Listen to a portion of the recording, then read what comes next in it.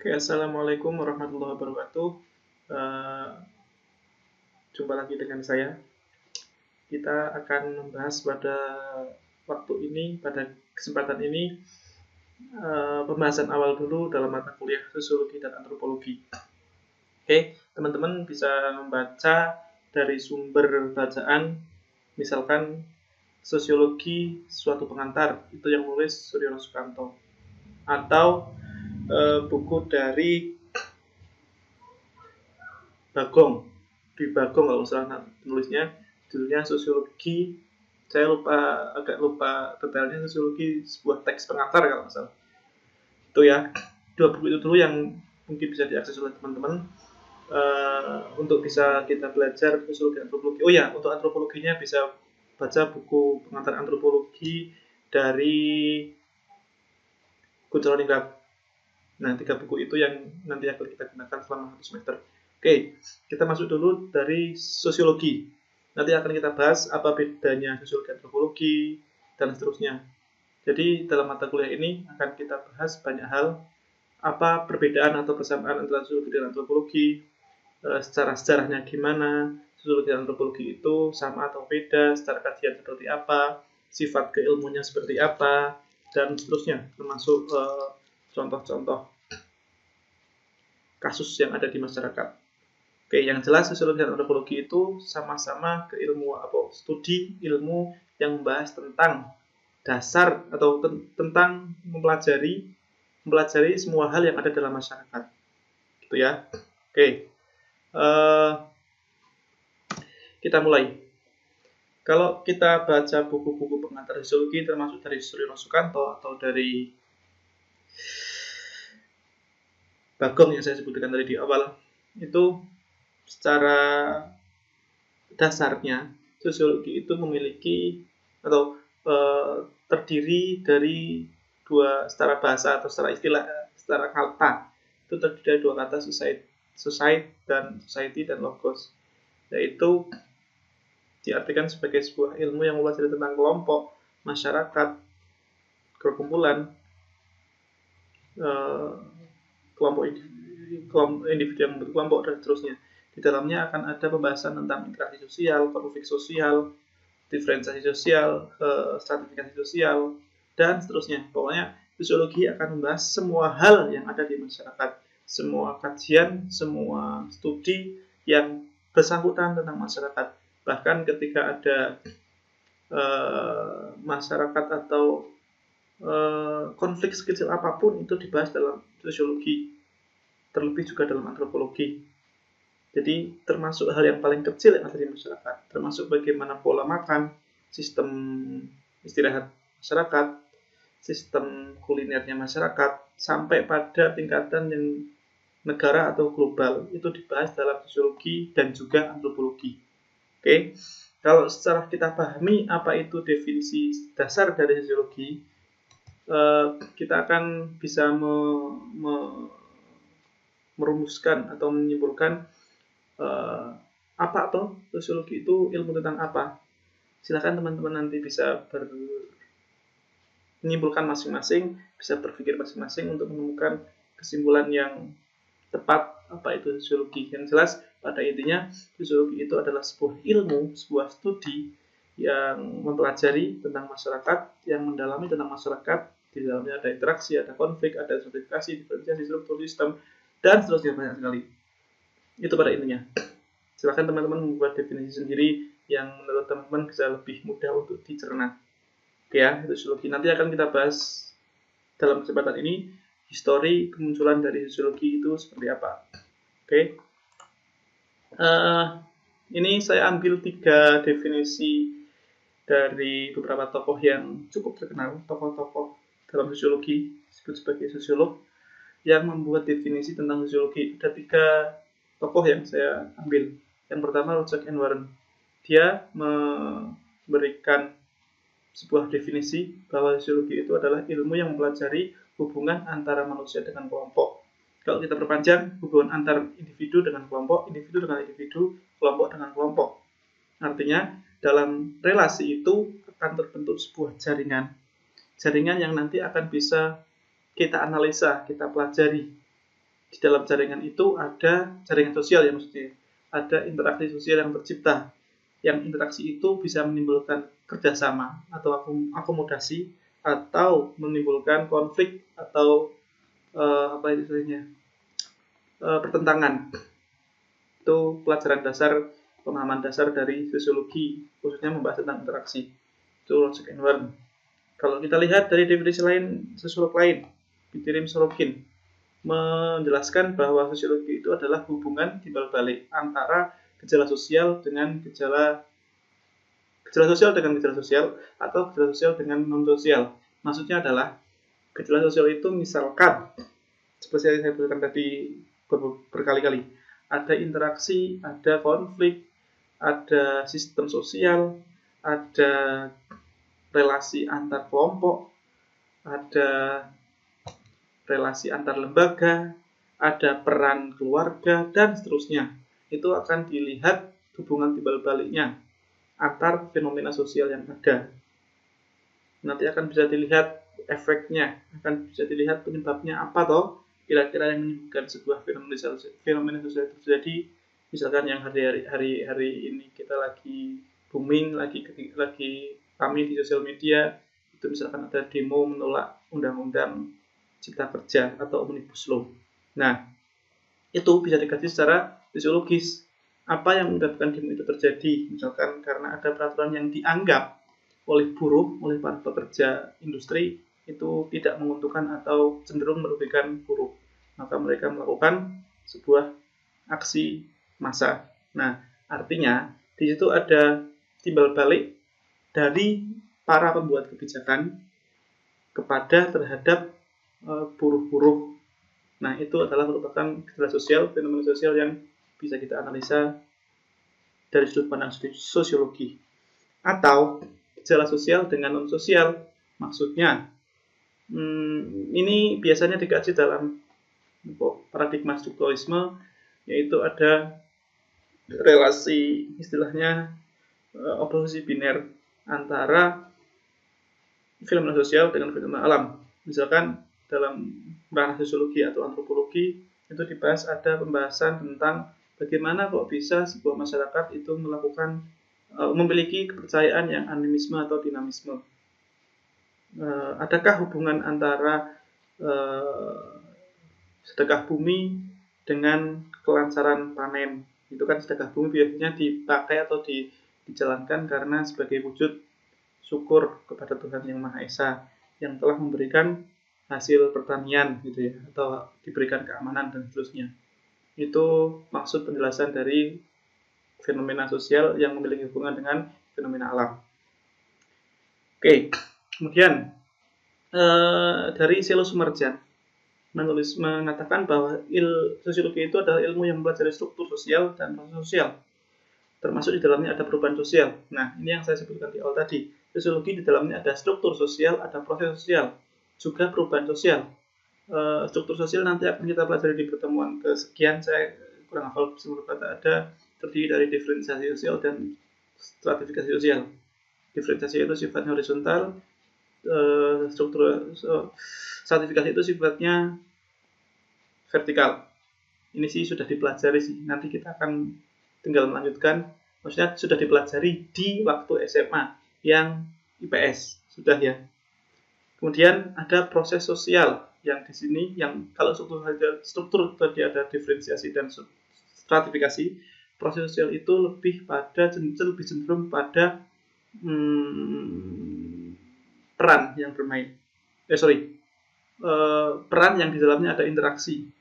Nah, interaksi ini nanti akan menjalankan sebuah proses-proses sosial yang berupa konflik atau kerjasama.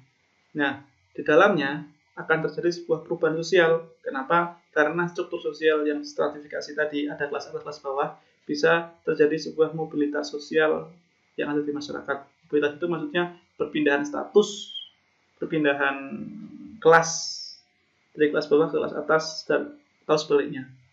Itu ya. Mungkin kalau ada yang belum paham, nggak apa-apa, itu hanya penjelasan awal biar teman-teman ada gambaran tentang apa itu sosiologi, apa itu yang dipelajari oleh sosiologi. Oke, kita lanjut. Nah, Sosiologi itu tergolong rumpun ilmu-ilmu sosial yang memiliki ciri-ciri. Ciri-ciri utama sosiologi itu adalah dia ada 4. Ada empiris, teoritis, kumulatif, dan non-etis. Apa itu empiris? Empiris itu adalah bahwa sosiologi itu didasarkan pada sebuah kenyataan, pada hasil observasi, hasil penelitian, hasil wawancara, yang itu merupakan realitas sosial yang ada, bukan sesuatu yang ada-ada.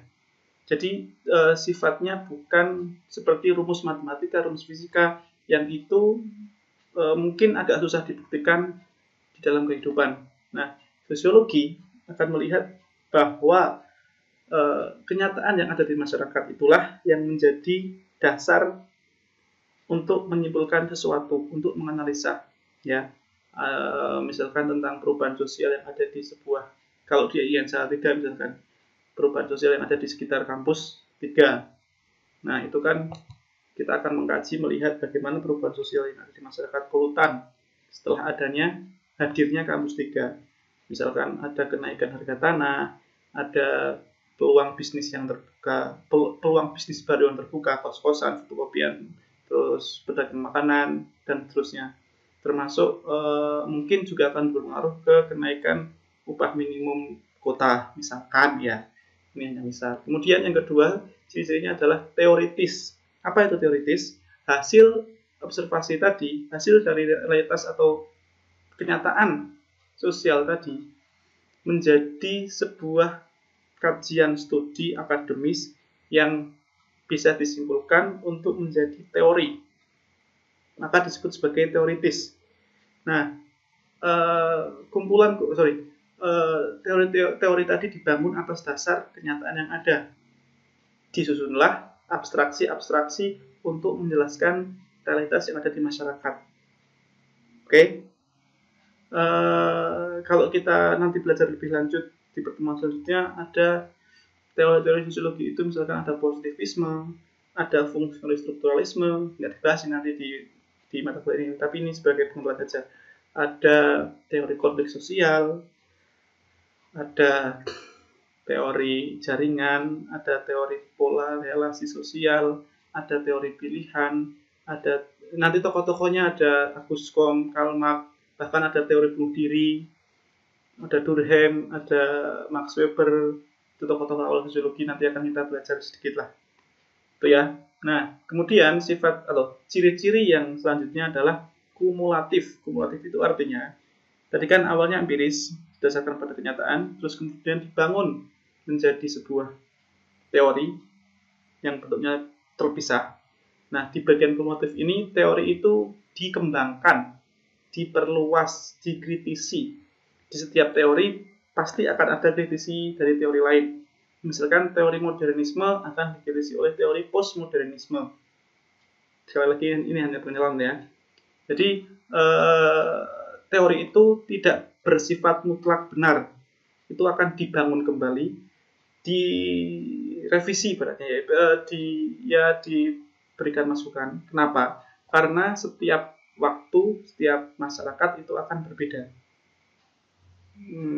Atau setiap tempat itu tidak memiliki, belum pasti memiliki sifat atau karakteristik yang sama. Misal, teori feminisme atau teori gender itu ketika dikembangkan di masyarakat barat belum pasti sama dengan teori gender feminis yang ala orang Jawa. Perempuannya orang barat belum pasti sama dengan perempuan yang ada di Jawa. Tuh. Ciri selanjutnya adalah non-etis.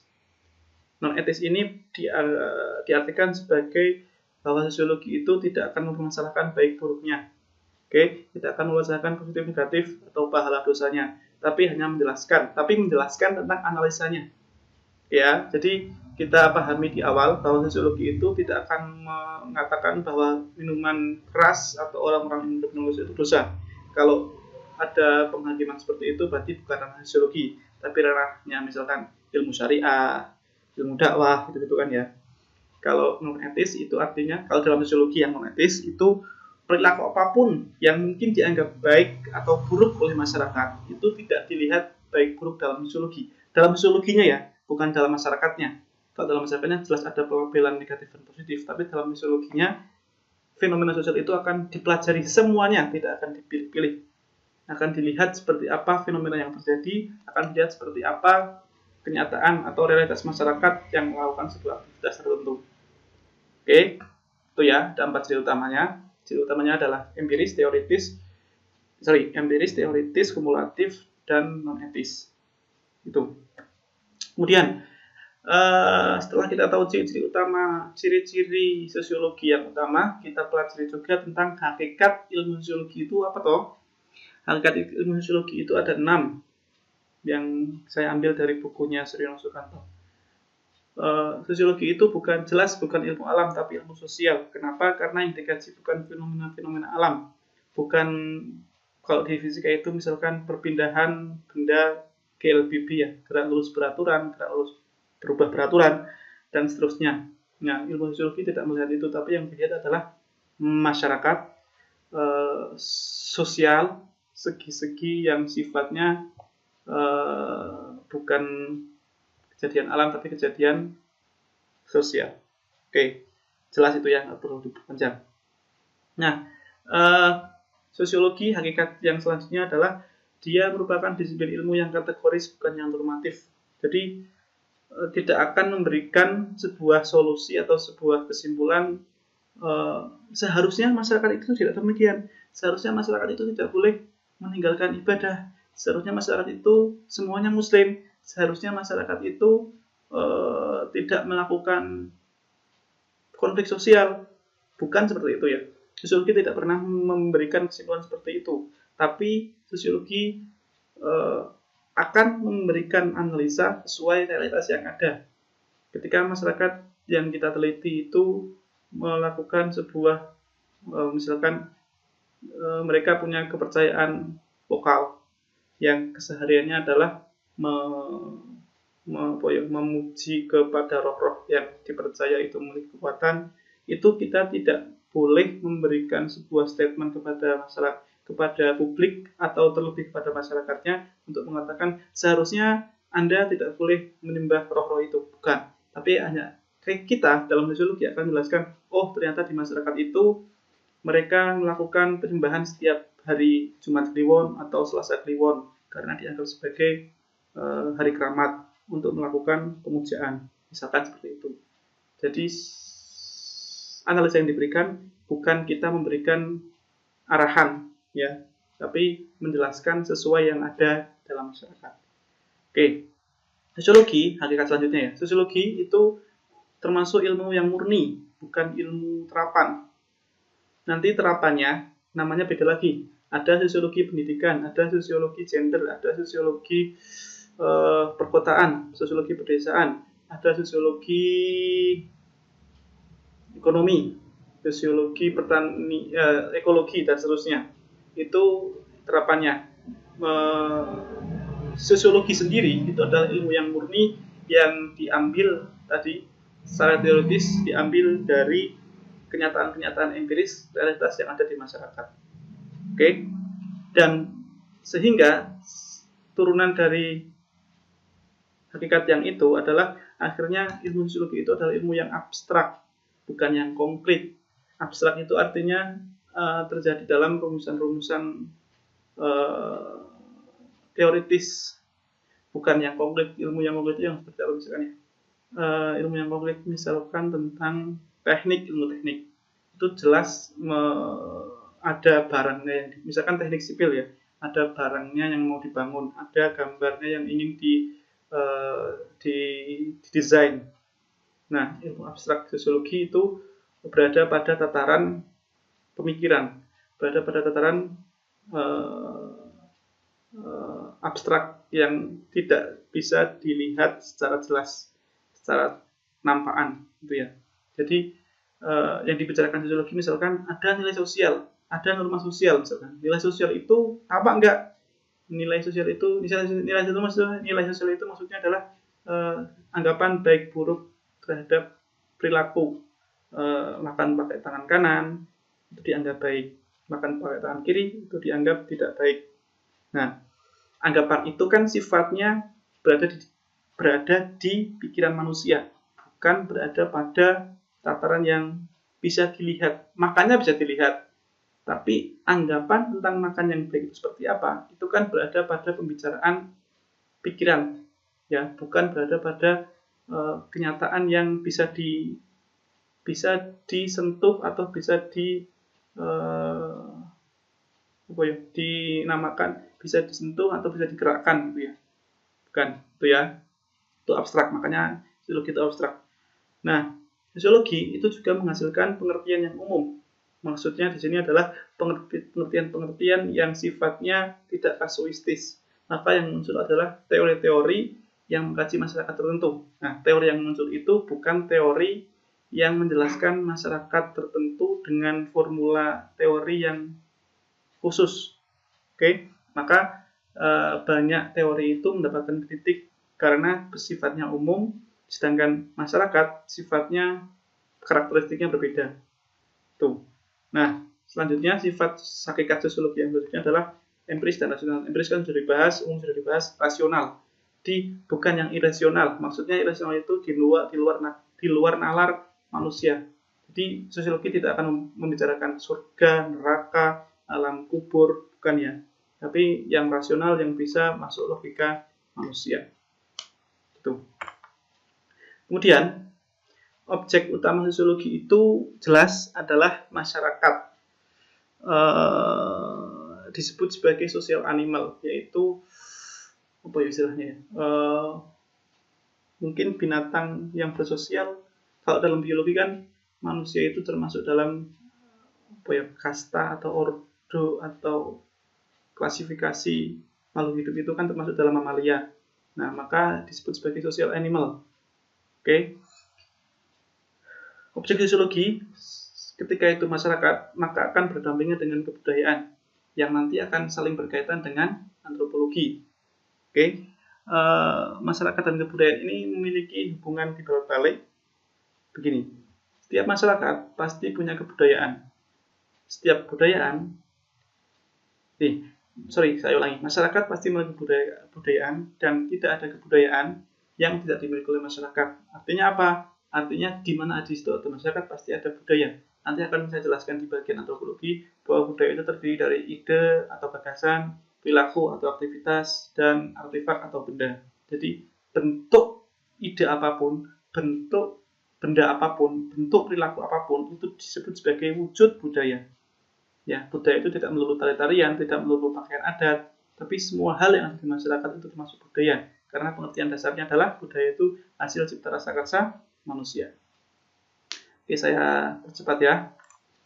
Jelas sosiologi itu. Nah, kita lanjutkan. Ini di awal kita hanya membahas tentang sedikit saja pengantar-pengantar tentang sosiologinya.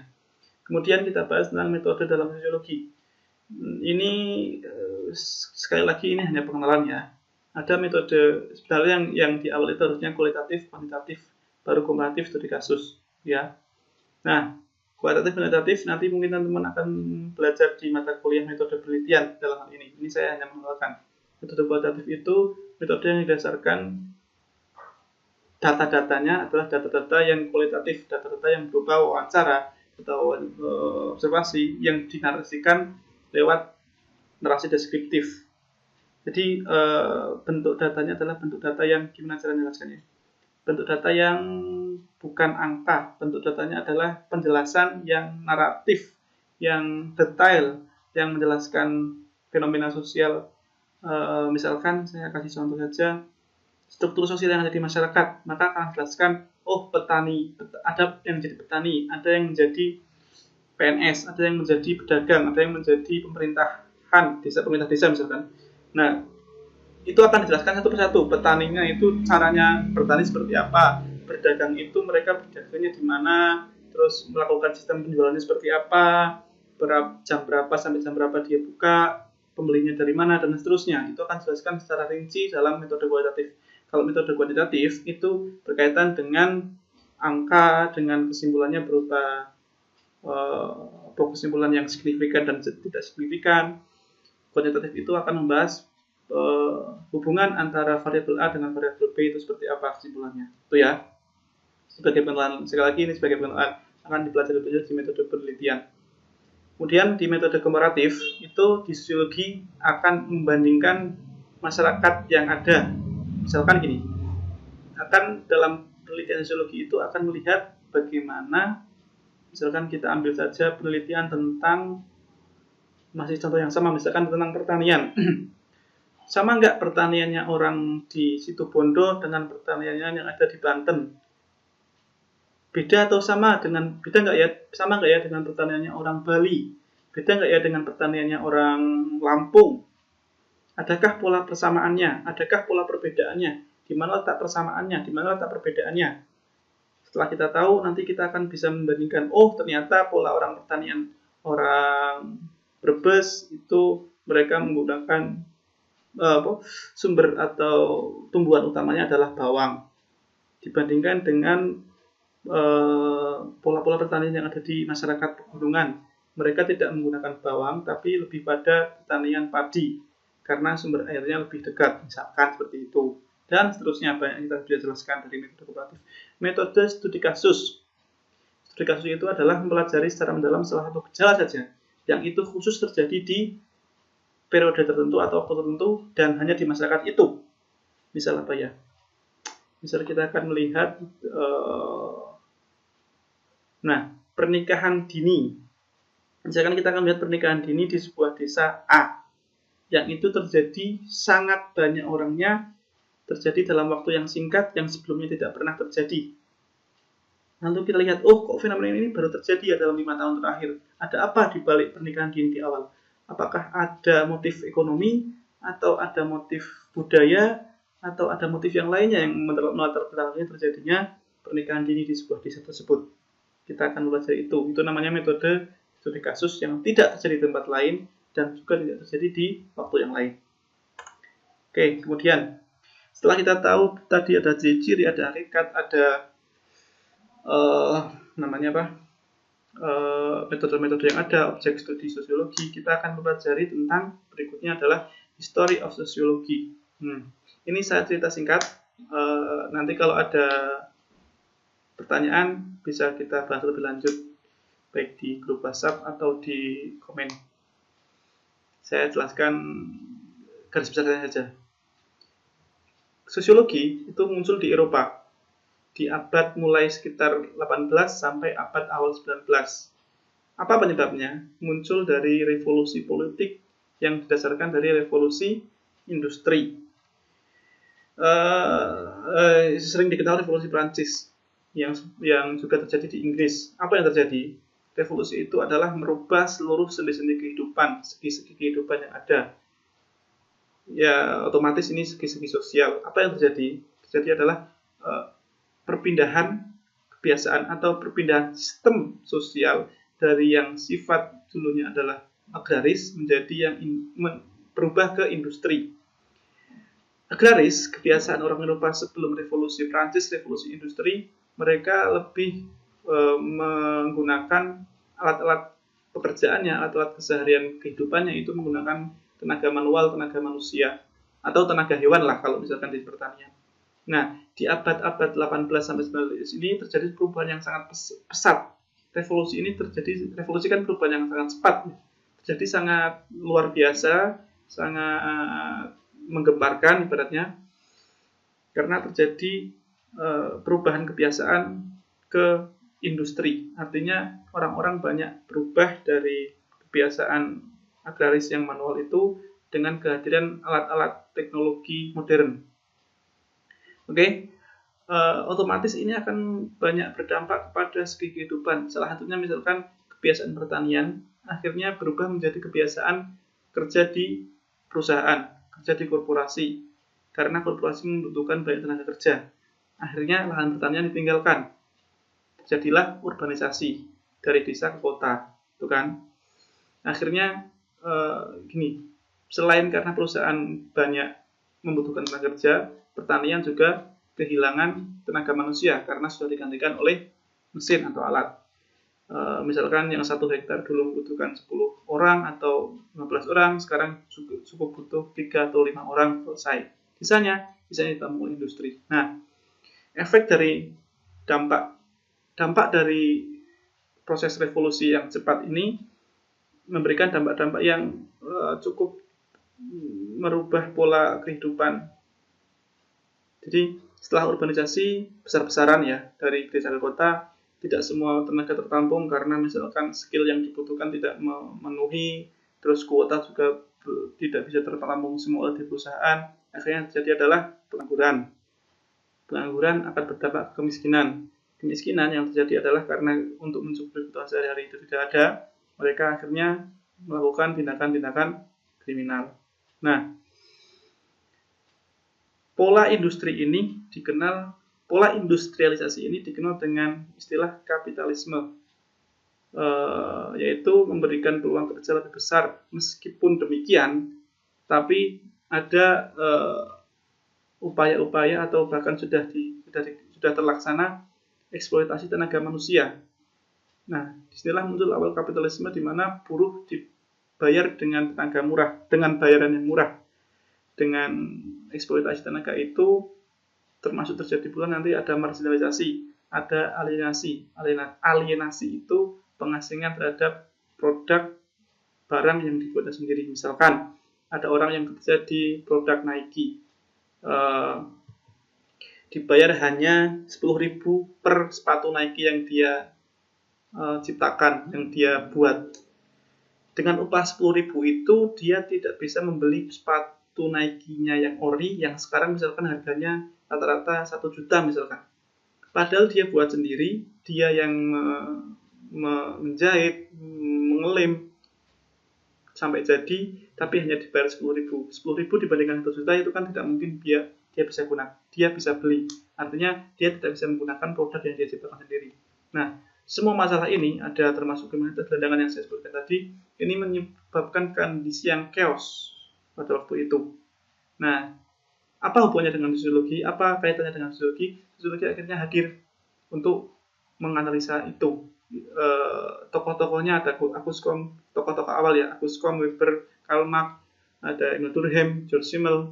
Ini melihat adanya fenomena itu yang kemudian dipelajari secara akademis, dipahami, kemudian muncullah ilmu sosiologi karena diawali dari kondisi masyarakat yang chaos, yang perubahan sosialnya terjadi secara dahsyat. Nah, dampak-dampak itulah dikaji secara akademis, secara ilmiah yang mengeluarkan teori-teori sosiologi awal. Nanti akan kita pelajari lebih lanjut pertemuan selanjutnya. Saya percepat lagi.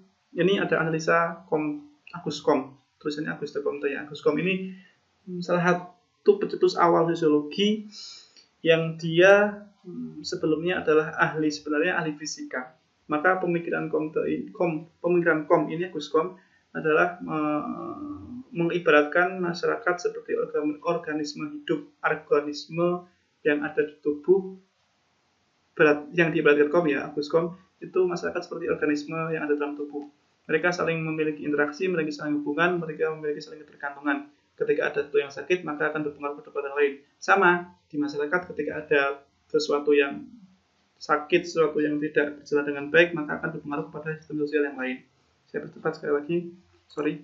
Nah, ini salah satu teori yang dimunculkan oleh Agus-Combe yang dikenal dalam ilmu sosiologi sebagai teori awal sosiologi, yaitu si Agus-Combe ini memunculkan tentang evolusi pemikiran manusia, evolusi kehidupan manusia.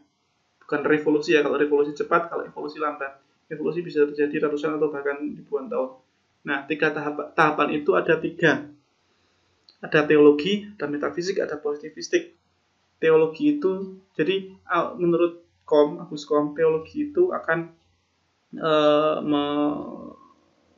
dilihat sebagai perkembangan awal manusia yang mendasarkan segala sesuatunya pada kekuatan roh, dewa, atau Tuhan. Jadi ada kekuatan besar yang ada di kehidupan masyarakat ini yang dikendalikan oleh roh-roh atau dewa-dewa yang memiliki kekuatan termasuk menguasai dunia alam semesta ini. Jadi pemikiran awal manusia itu, bahwa ketika terjadi bencana alam itu karena Tuhan, karena dewa, karena roh. Terjadinya saya bisa mendapatkan kesejahteraan itu karena Tuhan. itu teologis gitu ya. Kemudian berkembang secara lambat, secara dalam waktu yang cukup lama, itu masyarakat juga akhirnya berubah, atau ada yang berubah, ada yang bertambah, tidak hanya teologis, tapi ada pemikiran yang metafisik. Jadi dasar pemikirannya tidak hanya dari Tuhan, roh atau dewa, tapi juga ada kekuatan-kekuatan yang lain yang bisa mempengaruhi segala segi kehidupan. Misal kalau di teologis terjadinya gejala bencana sosial, bencana alam, itu adalah karena ada kekuatan roh atau dewa atau Tuhan yang menggerakkan. Dalam proses metafisik, tidak hanya Tuhan yang berpengaruh, tapi juga ada roh-roh di sekeliling alam semesta yang punya kekuatan untuk menyebabkan sebuah bencana alam. Itu metafisik. Kemudian di positivisme itu manusia mulai menggunakan logika akal sehatnya, yaitu bahwa fenomena sosial itu tidak hanya karena Tuhan atau karena roh, tapi juga karena bentuk empiris nyata. Jadi analisa ketika dengan bencana alam, selain Tuhan dan roh-roh di sekitar alam yang ada, tapi juga dilihat, oh ternyata bencana alam misalkan berupa tanah longsor itu karena tidak adanya resapan air misalkan. Oh karena tidak adanya penahan tanah yang ada di situ, karena hutannya gundul akhirnya terjadi longsor. Itu kan fenomena sosial yang dikaji secara empiris, secara keilmuan, secara ilmu pengetahuan. Nah, ilmu pengetahuan menjadi hukum positif jika dapat diukur kebenarannya. Jadi ada ukuran jelas dalam positivisme bahwa formulanya harus bisa diukur, bisa ada indikatornya. Nah, contohnya adalah sosiologi itu merupakan studi positif tentang hukum gejala sosial karena ada ukuran-ukuran yang secara teoritis menjadi dasar pemikiran dalam sosiologi. Itu ya, jadi salah satu pemikiran awal Agus Comte dalam teori-teori awal sosiologi itu adalah ada tiga proses evolusi tahapan pemikiran manusia, tahapan cara berpikir manusia, tahapan dalam kehidupan manusia. Ada teologis yang didasarkan dari Tuhan, roh atau dewa. Dari metafisik itu didasarkan dari roh-roh yang ada di sekitar alam semesta, dan juga pemikiran yang positivisme yang didasarkan pada hal yang empiris yang bisa diamati oleh panca indera, yang bisa diuji secara keilmuan akademis. Terima kasih untuk pertemuan yang kali ini tentang pengenalan awal sosiologi. Cukup sekian dulu. Jika ada pertanyaan silakan di komentar atau di grup WhatsApp. Semoga ini bermanfaat. Kita lanjutkan di pertemuan selanjutnya. Kalau nggak salah kita akan bahas proses dan interaksi sosial. Terima kasih. Semoga bermanfaat sekali lagi ya. Assalamualaikum warahmatullahi wabarakatuh.